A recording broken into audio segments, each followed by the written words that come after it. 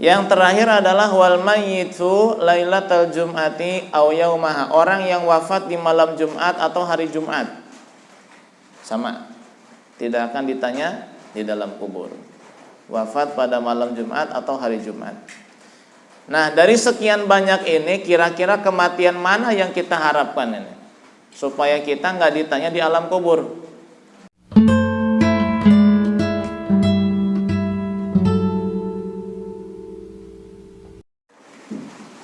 Assalamualaikum warahmatullahi wabarakatuh. Waalaikumsalam warahmatullahi wabarakatuh. Alhamdulillahi wahda wassalatu wassalamu ala rasulillah sayyidina Muhammad ibn Abdillah wa ala alihi wa sahbihi wa mawalah, amma ba'du. Nawaitu ta'alluma wa ta'lim wa tadhakkur wa tadhkir wa naf'a wal intifa' wa ifadah wal istifadah wal hatta ala tamasuki bi kitabillah wa sunnati rasulillah sallallahu alaihi wasallam wa du'a ila huda wa dalalata ala khair ibtigha wajhillah wa mardatihi wa qurbihi wa thawabihi subhanahu wa ta'ala wa man wa bihi masyayikhuna wa ma'alim Allah subhanahu wa ta'ala min salihin niyat. Asallallahu subhanahu wa ta'ala ayaj'alana wa iyyakum minal ulama'il amilin al-faizina bi'ilmil yaqin wa 'ainil yaqin wa haqqil yaqin ma'al lutfi wal afiyah. Allahumma inna nas'aluka ilman nafi'an wa rizqan wasi'an halalan katsiran thayyiban mubarakan wa amalan mutaqabbalan wa waladan salihan wa umran tawilan wa badanan sahihan wa shifaan min kulli da'in wa saqamin bi rahmatika ya arhamar rahimin. Allahumma inna nas'aluka al-ilma laduni wal mashraba safil hani wal hamyabuni. Allahumma inna na'udzubika min ilmin la yanfa' wa min qalbin la yakhsha wa min nafsin la tashba' wa min 'ainin la tadma' wa min da'watin la yustajabu laha. Subhanaka la ilma lana illa ma 'allamtana innaka antal alimul hakim wa tub 'alaina innaka antat tawwabur rahim. Allahumma rzuqna fahman nabiyyin wa hifdzal mursalin wa surata ilhamil muqarrabin. Salli wa sallim ala sayyidina Muhammadin wa ala jami'il anbiya wal mursalin walhamdulillahi rabbil alamin. Hadirin wal hadirat muslimin dan muslimat rahimakumullah. Alhamdulillah, pada malam Rabu ini kita bisa menghadiri kajian rutin di Balai RT 8 dalam keadaan sehat walafiat. Sebelumnya mohon maaf ya, di Rabu yang pertama saya tidak bisa hadir karena kurang sehat. Malam Rabu kemarin anak saya kurang sehat, sakit. Alhamdulillah malam ini meskipun agak telat karena tadi ada tamu ya, jadi tidak mungkin tamu itu saya usir, jadi harus nunggu tamunya pulang dulu. Alhamdulillah beliau sudah pulang dan saya bisa hadir dengan izin Allah Subhanahu wa ta'ala di tempat yang mudah-mudahan selalu mendapatkan hujan rahmat Allah Subhanahu wa ta'ala. Amin ya rabbal alamin. Baiklah, untuk mempersingkat waktu, kita mulai saja kajian yang pertama, yaitu kitab Jauharatul Tauhid. Bismillahirrahmanirrahim. Ila hadratin Nabi Mustafa Muhammad sallallahu alaihi wasallam, khususun ila hadrati Syekh Ibrahim Al-Latani wa ila hadrati Syekh Hasan Habib Hasan bin Ahmad bin Muhammad Al-Kaf wa usulihim wa furu'ihim wa ila hadrati Syekh Habib Umar bin Muhammad bin Salim bin Abid bin Syekh bin Salim wa farallahu lahum dhunubahum wa yuli darajatihim wa alalina min barakatihim wa asrarihim wa anwarihim wa ulumihim wa nafahatihim fid din wa dunya wal akhirah bisiril Fatihah. A'udzu billahi minasyaitonir rajim. Bismillahirrahmanirrahim. Alhamdulillahi rabbil alamin arrahmanir rahim maliki yaumiddin iyyaka na'budu wa iyyaka nasta'in ihdinas siratal mustaqim siratal ladzina an'amta 'alaihim ghairil maghdubi 'alaihim waladdallin. Amin.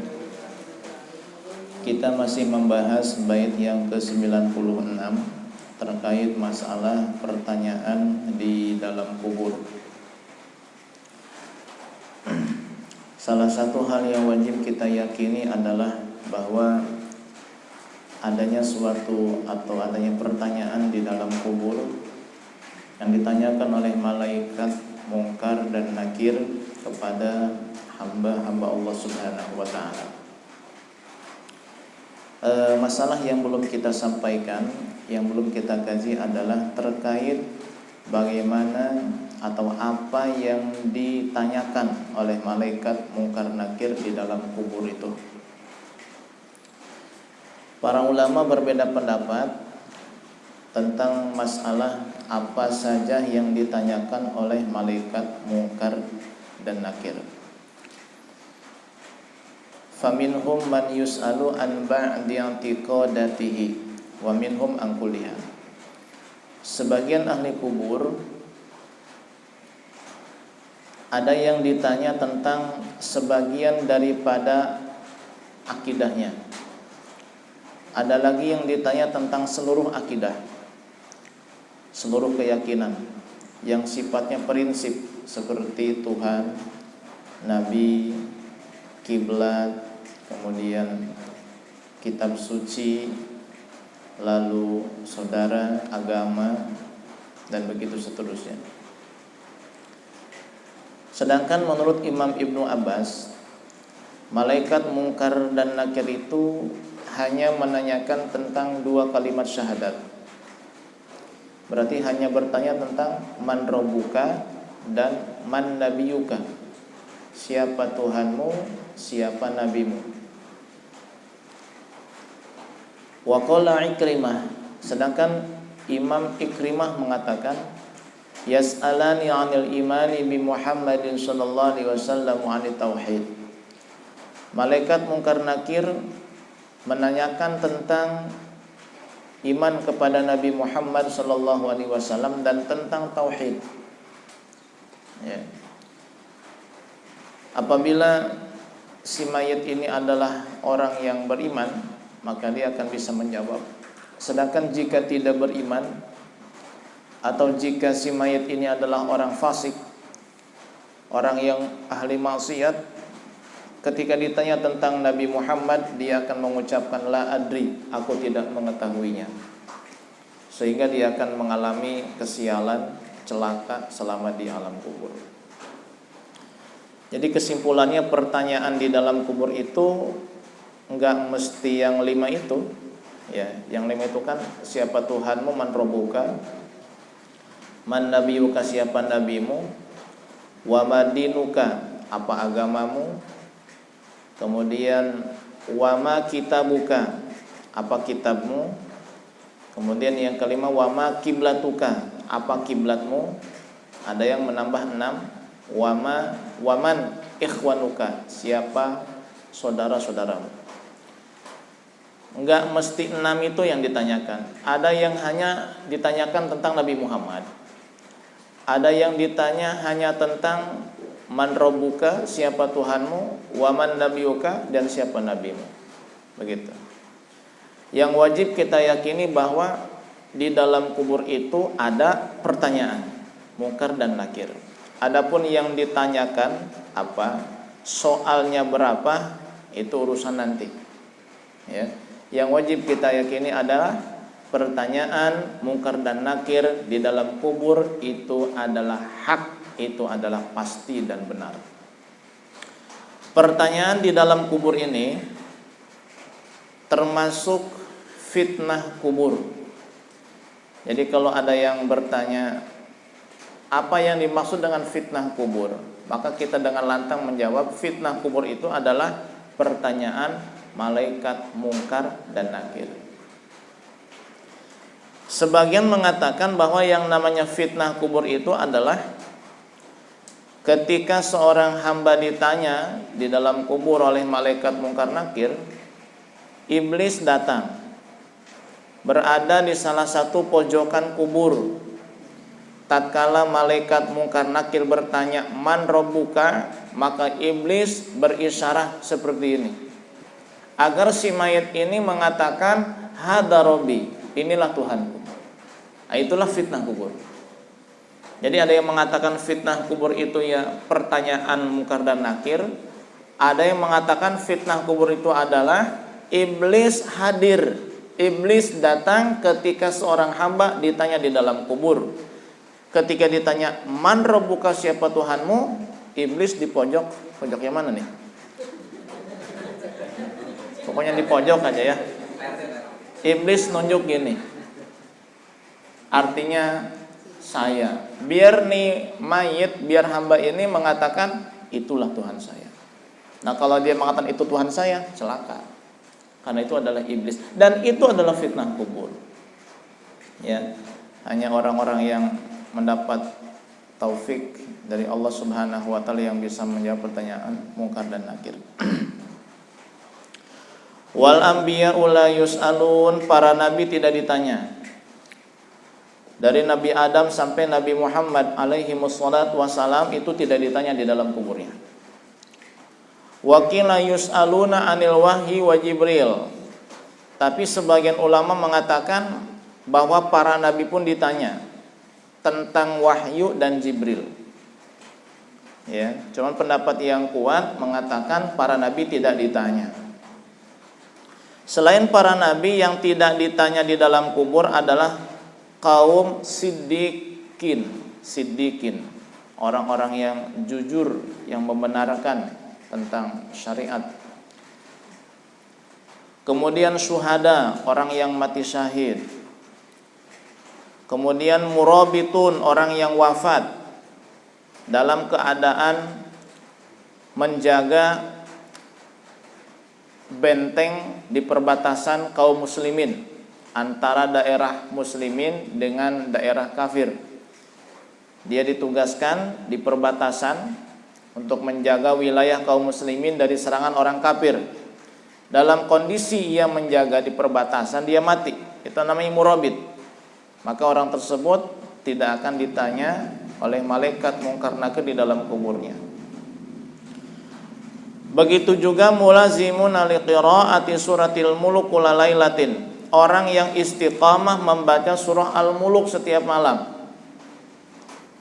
Dari mulai min hini bulugil khabar ilaihim, dari mulai ia mendengar tentang keutamaan membaca surah Al-Muluk sampai wafat.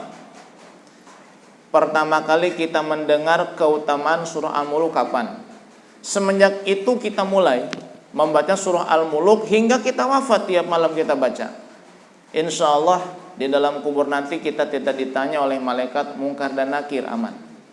Bagaimana kalau ada yang bolong semalam 2 malam gak baca karena udzur, sakit misalnya, atau kecapean habis hajatan, ini dimaafkan.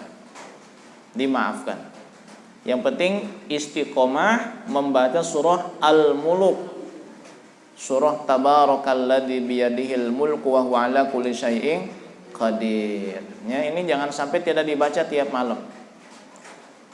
Siapa orang yang membacanya tiap malam, maka ketika wafat dia tidak akan ditanya oleh malaikat mungkar dan nakir. Tidak akan ditanya.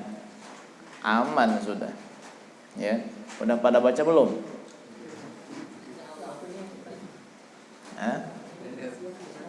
Dari maghrib sampai subuh, pokoknya 1 malam itu, ya. Pada maghrib terserahlah, mau jam 9 kayak jam 12. Dari mulai maghrib sampai menjelang subuh. Ini kalau belum baca, kita baca apa kan ente? Pulang dari sini ngantuk, langsung tidur, bangun subuh lewat. Ya. Baca sayang, ya. Salah satu gurunya guru saya, Habib Umar, punya guru namanya Habib Muhammad Al-Haddar. Habib Muhammad Al-Haddar pernah mengatakan, majnun man nama lailatan walam yaqra suratal mulki. Orang yang tidak membaca surah Al-Muluk di malam hari sebelum tidur itu termasuk orang gila. Kenapa orang gila? Surat itu yang membuat dia selamat nanti di dalam kubur, yang menyebabkan dia aman dari pertanyaan mungkar nakir, yang membuat dia hidup sejahtera di alam kubur, tapi dia tinggalkan. Maka orang yang meninggalkan itu orang apa? Orang gila. Kata siapa? Habib Muhammad Al-Haddar, bukan kata Haji Romli, bukan. Ya, jangan nyalahin saya. Habib Muhammad Al-Haddar. Habib Muhammad Al-Haddar. Baik. Siapa lagi yang tidak akan ditanya di dalam kuburnya? Wa kadzalika man qara'a bi maradi mauti suratul Ikhlas. Orang yang pada saat dia sakit menjelang wafat, dia membaca suratul Ikhlas. Ya. Jadi orang yang pada saat sakit menjelang wafat, dia membaca suratul Ikhlas. Nah, jika dia mati, dia akan bebas dari pertanyaan mungkar dan nakir. Makanya kalau kita sakit apa saja, baca surah Al-Ikhlas. Karena kita tidak tahu apakah sakit ini akan sembuh atau malah disertai dengan kematian. Yang penting kalau kita sudah baca suratul Ikhlas, kita aman. Tatkala wafat, insya Allah kita akan bebas dari pertanyaan malaikat mungkar dan nakir di dalam kubur. Berapa banyak membaca suratul Ikhlasnya? Paling sedikit 40. Tuh, jadi tiap kali sakit baca surah Al-Ikhlas 40 kali. Khawatir setelah sakit ini meninggal, tidak ada kesembuhan. Dan siapa yang tahu? Hanya Allah Subhanahu wa taala. Wa maridul batni. Begitu juga orang yang wafat karena sakit perut. Ini tidak akan ditanya oleh malaikat mungkar nakir. Wal mayyiti bita'un, orang yang wafat karena wabah penyakit atau di masa pandemi meskipun oleh penyakit yang lain, dengan catatan dia bersabar mengharapkan ridha Allah Subhanahu wa taala. Ini sama kemarin saudara kita yang wafat pada masa pandemi ya, baik terkena Covid ataupun wafat dengan sebab yang lain. Ya, wafat karena ya masuk angin misalnya, atau karena serangan jantung, bukan karena pandemi, bukan karena Covid, tapi dia wafat di masa pandemi, maka insya Allah dia tidak akan ditanya di dalam kubur kalau dia orang yang beriman kepada Allah Subhanahu wa taala. Beruntung yang kemarin meninggal itu, ya. Yang terakhir adalah wal mayyitu lailatal jum'ati aw yaumaha, orang yang wafat di malam Jumat atau hari Jumat. Sama, tidak akan ditanya di dalam kubur. Wafat pada malam Jumat atau hari Jumat. Nah, dari sekian banyak ini, kira-kira kematian mana yang kita harapkan ini, supaya kita nggak ditanya di alam kubur? Apakah mati di malam Jumat atau hari Jumat? Apakah meninggal karena wabah penyakit, ataukah karena sakit perut, atau di masa sakit membaca suratul Ikhlas, atau rajin tiap malam baca surah Al-Muluk, atau mati dalam keadaan syahid fisabilillah, atau wafat dalam keadaan bertugas di perbatasan. Nah, kira-kira mana yang kita harapkan ini? Hah? Malam Jumat. Tapi kan itu mah susah, urusan Allah ya. Iya. Maka yang paling bisa kita usahakan apa? Membaca surah Al-Muluk setiap malam dan membaca suratul Ikhlas pada saat sakit.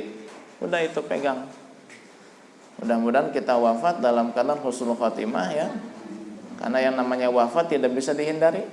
Nah, kita sekarang lagi nunggu apa nih? Nunggu mati semuanya nih. Semuanya lagi nunggu mati. Nunggu panggilan saja. Kalau dipanggil panggilan bantuan BLT sih paling depan enak. Tapi kalau nunggu panggilan mayat paling depan nggak mau. Pengennya paling belakang. Baik. Bagaimana dengan anak-anak kecil? Apakah ditanya juga di dalam kubur? Al-Imam Suyuti mengatakan bahwa pertanyaan tersebut hanya berlaku untuk mukallaf, orang yang sudah akil balik dan berakal. Adapun anak kecil itu tidak ditanya.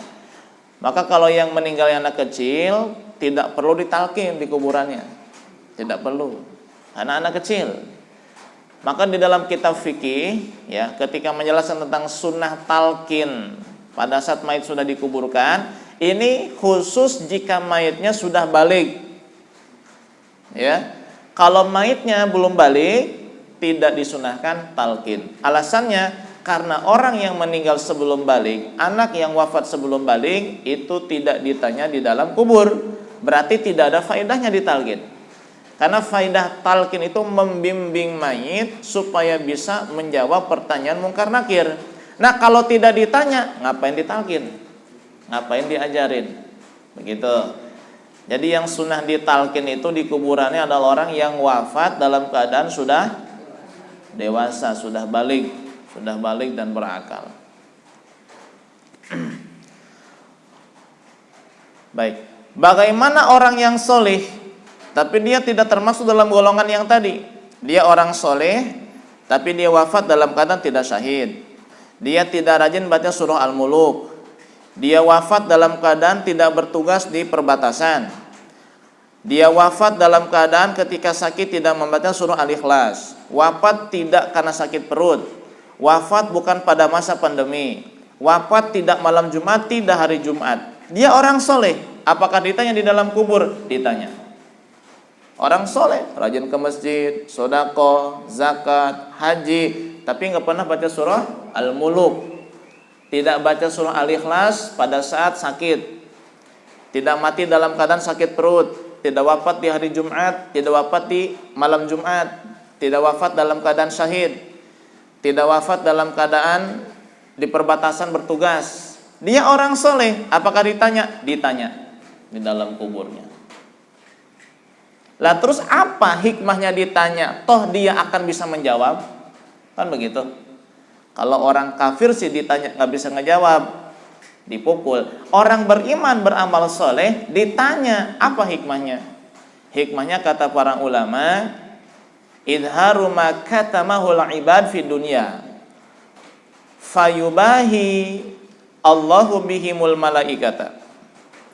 Kalau yang ditanya orang beriman, beramal soleh, dia akan bisa menjawab. Hikmahnya adalah Allah membanggakan hambanya yang soleh itu di hadapan para malaikat-malaikatnya. Inilah hambaku yang dulu di dunia beriman dan beramal soleh. Tapi orang yang kafir, orang munafik, orang beriman tapi fasik, ahli maksiat, ketika ditanya tidak bisa jawab. Hikmahnya adalah Allah akan buka aibnya. Inilah hambaku yang dulu tidak mau beriman, yang dulu tidak percaya sama ulama, yang dulu jauh daripada ilmu dan agama. Begitu. Jadi bagi orang yang kafir, munafik, ahli maksiat, fasik, itu terbuka aibnya. Sedangkan bagi yang beriman, Allah membanggakan mereka di hadapan malaikat-malaikat Allah Subhanahu wa taala. Itu pertanyaan kubur. Selain pertanyaan di dalam kubur, ada hal yang wajib kita yakini, yaitu summa azabul qabri, adalah siksa kubur. Jadi pertanyaan di dalam kubur dengan siksa kubur beda. Siksa kubur hak, ada, pasti, yakin akan Allah berikan kepada siapa yang dikehendaki siksaan oleh Allah Subhanahu wa taala. Mimma yajibu tiqaduhu azabul qabri, di antara hal yang wajib diyakini adalah adanya siksa kubur. Dan siksa kubur itu tidak hanya berlaku bagi orang yang wafat jenazahnya dikubur, enggak. Orang yang wafat dalam keadaan hancur tubuhnya dimakan binatang buas, hancur tubuhnya dibakar tinggal debu yang tertiup angin ataupun dilemparkan ke lautan bercampur dengan air. Orang yang wafat dalam keadaan kecelakaan pesawat terbang, hancur tubuhnya tidak tersisa sedikit pun. Orang yang wafat tenggelam dimakan buaya, hancur tubuhnya tidak tersisa. Meskipun tubuhnya hancur, wafat tidak dalam keadaan dikubur jasadnya, tetap yang namanya siksa kubur mah ada. Lah bukankah dinamakan siksa kubur berarti siksaannya di dalam kubur? Tidak. Itu hanya ala sabilil ghalib. Dalam rangka kebanyakan orang, atau dengan alasan karena kebanyakan orang wafat dengan cara dikubur, maka siksa yang berlaku setelah wafat di alam barzah disebut siksa kubur.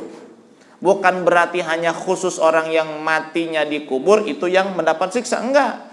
Orang yang kafir, tidak beramal soleh, fasik, ahli maksiat, wafat, jenazahnya ada yang dikubur, ada yang dibakar, ada yang dilemparkan, ada yang kemana-kemana. Ini tetap juga mendapatkan dan merasakan siksa kubur. Tuh, jadi kalau lebih tepatnya siksa barzakh atau azabul barzakh. Karena barzakh itu ya alam antara alam dunia dan alam akhirat. Takut khawatir orang salah paham. Dinamakan siksa kubur berarti hanya berlaku orang yang jenazahnya dikubur. Tidak. Yang mati jenazahnya tidak dikubur pun, kalau memang dia disiksa akan mendapatkan azab kubur. Karena tidak menjadi hal yang mustahil bagi Allah Subhanahu wa taala.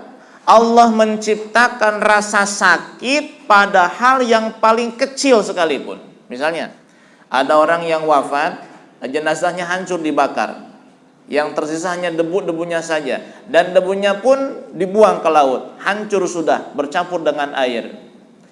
Nah, itu yang merasakan siksa nanti bukan hanya ruhnya saja, termasuk jasadnya. Lah kan jasadnya hancur, sisa cuma debunya saja. Allah sangat mampu pada butiran debu yang kecil itu menciptakan rasa sakit yang luar biasa yang dirasakan oleh si pemilik ruh tersebut dan pemilik jasad tersebut. Allah sangat mampu.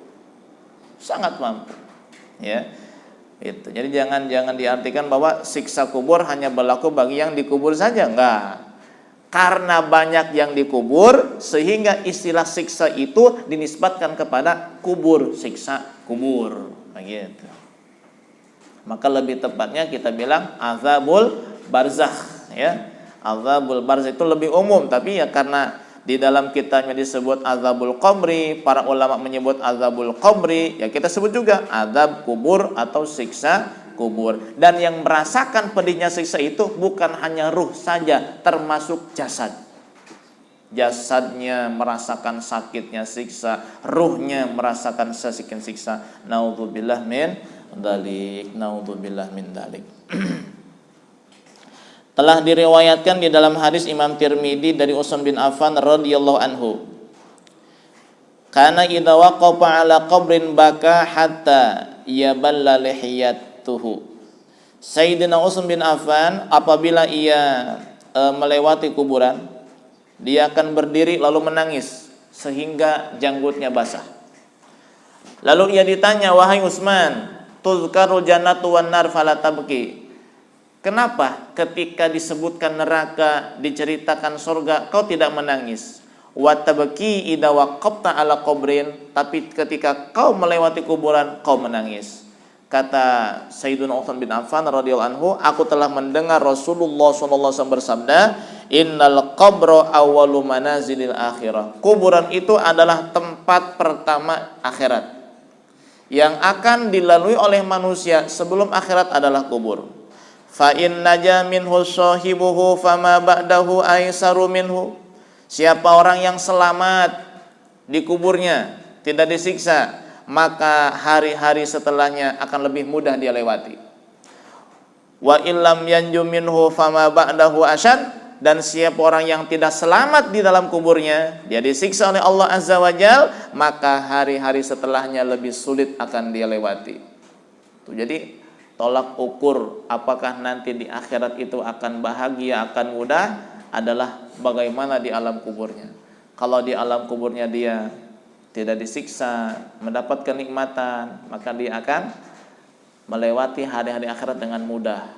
Tapi kalau di kubur disiksa, di kuburnya ditanya, diazab oleh Allah, maka di hari akhirat dia akan mengalami peristiwa yang lebih menakutkan, lebih dahsyat, lebih mengerikan. Nauzubillah min dzalik, naudzubillah min dzalik. Di dalam hadis lain Nabi bersabda, "Walaula an la tadafanu la da'atullaha ayusmiakum adzabal qabri." Seandainya jika bukan karena kamu saling memakamkan, niscaya aku akan berdoa kepada Allah Subhanahu wa taala agar Allah memperdengarkan kepadamu azab kubur. Jadi azab kubur itu bisa kedengaran.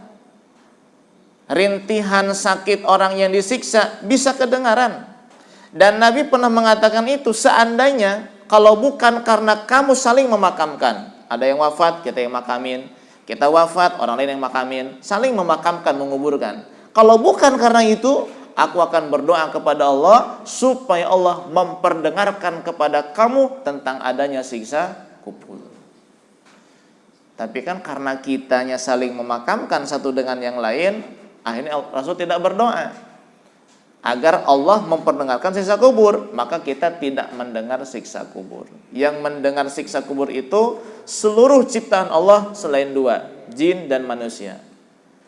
Malaikat mendengar, hewan mendengar, binatang mendengar, tumbuhan mendengar, semuanya mendengar. Yang enggak mendengar hanya jin dan manusia. Walau sami'ahu la sa'iqa, jika manusia atau jin itu mendengar siksa kubur, mendengar jeritan ahli kubur yang disiksa, niscaya mereka yang mendengar akan mati pada saat itu juga. Kenapa? Saking menakutkannya. Itu dengar suaranya doang belum disiksa. Na'udzubillah min dzalik, summa na'udzubillah min dzalik. Wal azabu lil kafiri wal munafiqi daimun matal barzakh. Orang munafik dan kafir disiksa di alam kubur selama-lamanya, selama dia di dalam kubur. Masya Allah. Jika di dalam kuburnya 1000 tahun, 2000 tahun, selama itu disiksa. Abu Jahal yang mati 1400 tahun yang silam, dari mulai dia mati pada saat perang Badar sampai sekarang masih disiksa oleh Allah Subhanahu wa taala. Enggak percaya, tanyain aja. Abu Jahal disiksa enggak? Ya, tanyain. Gimana nanyanya? Enggak usah ditanya ya.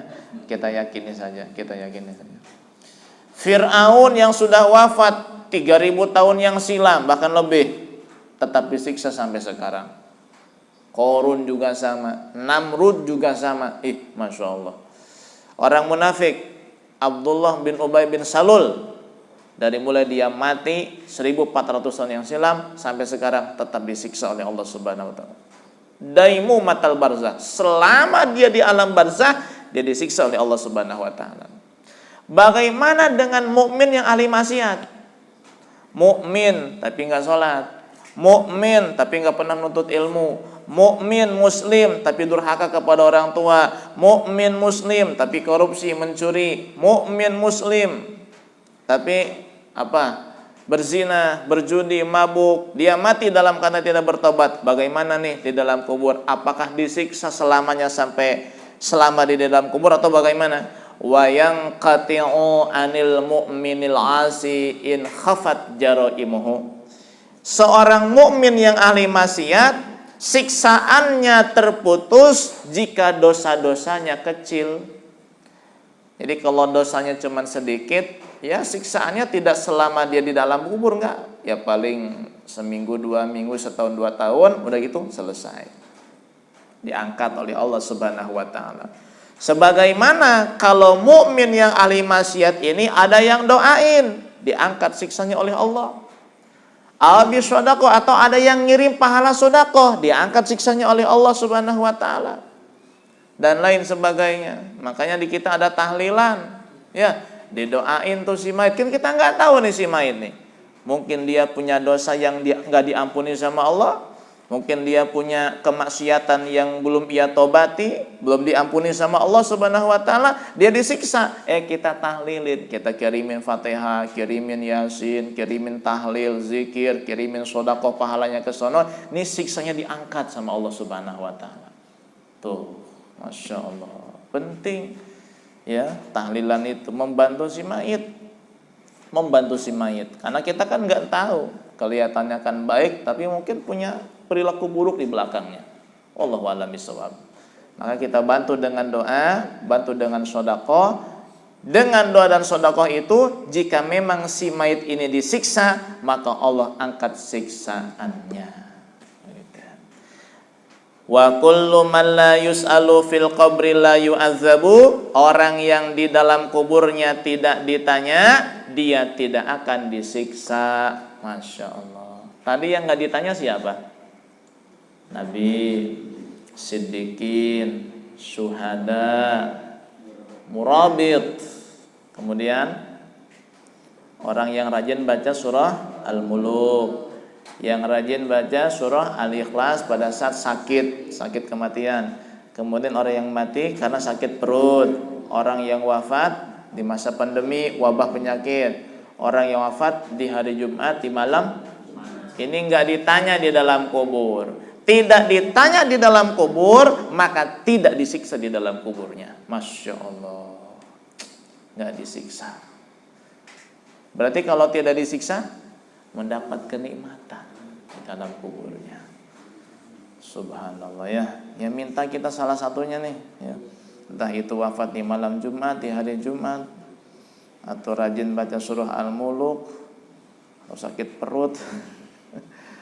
Sakit perut, mencret, wafat. Wah tuh Masya Allah tuh. Makanya kalau udah ngerasa sakit perut udah minta ini aja dah. Minta sembuh. Wa dhaddatul qabri wallahu a'lam bissawab. Ini masih banyak pembahasan tentang bait yang ini satu nih ya. Kita lanjut nanti insyaallah di kajian berikutnya tentang masalah himpitan di dalam kubur.